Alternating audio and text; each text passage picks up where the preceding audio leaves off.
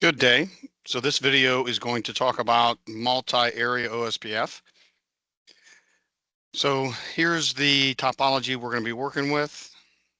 We see the green is going to be the area 0, the backbone of OSPF, and then your area 1 will be the 2 yellow areas. And then on the right, you have the peach orange area is area 2.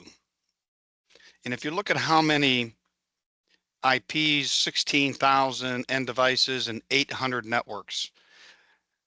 800 networks is the routing table would be exhausted, just expansive. So the main purpose of multi-area OSPF is to reduce the number of link state databases on each router, minimize CPU overhead, improves network scalability by limiting the number of routing information that needs to be maintained. So by dividing the network into areas, you only need to maintain a routing information for its own area, reducing the size of the routing table.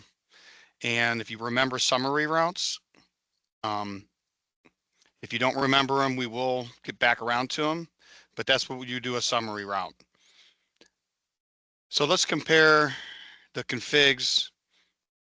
So if you go into one of the routers and do show IP route, we'll do that in a second. So take a look at the AI. I'm sorry, IA. Stands for multi-area adjacency. So this is the area that's not part of its own. So AI is 20 and AI is 192. Now, if we go to the opposite router, we notice that now 10 is going to be the other area, and then the 172 is the other area. So they kind of flip-flop. So take a look at the IP with a 200, 100, 30 mask, .1 and .2. And then if we go in, we can see that the database is full. Show IP routes. So then you're seeing 20 network is the area 2 off of router 3. The 192 is off of AVR2 and router 3. So if we just kept adding routers or interfaces, we just keep adding more and more routes for the routing table. So the configuration is pretty simple. The only thing new you can see here is you're doing a network with an area 1. We used to configure this in CCNA, but now they moved it, I believe, to advanced routing.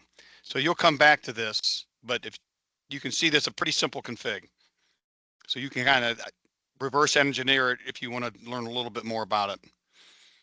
So I hope that helps why we want to do multi-area, to reduce the amount of routes, to reduce the amount of lookups in the routes, and also to reduce the database with the CPU and maintain smaller areas. I hope this helps.